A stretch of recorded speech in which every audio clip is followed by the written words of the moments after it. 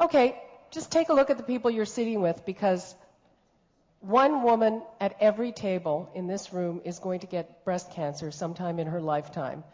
And in addition, there will be 4 tables somewhere up there where everyone has breast cancer sometime in her lifetime, plus there will be 2 stragglers.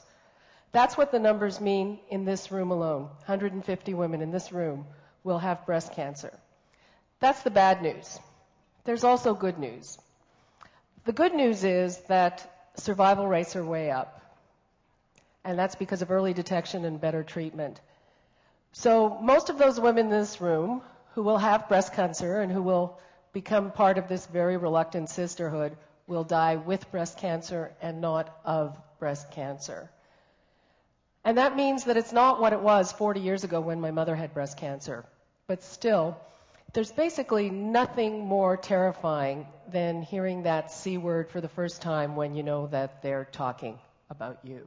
The other thing that happened to me at this time was that I felt a lot needier than I ever had. I felt like I needed my husband more, my family more, my friends more.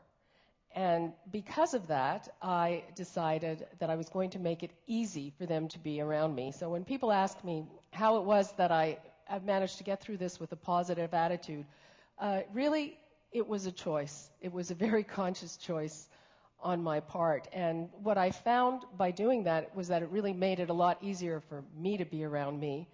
And it was because of this and around this time that I began to realize that you can live and you can live well with this disease. They weren't really sure if I needed a lumpectomy or I had to have a mastectomy.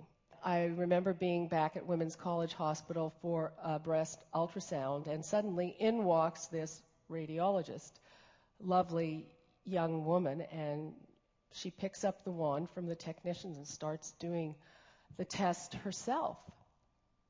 And I was so grateful that I practically burst into tears. But what she told me really showed me that this is not my mother's breast cancer.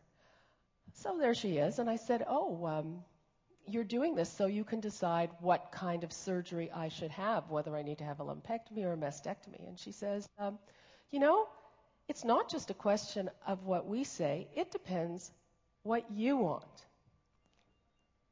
And I didn't say anything to her at the time, but what I was thinking was, I want to live to be old.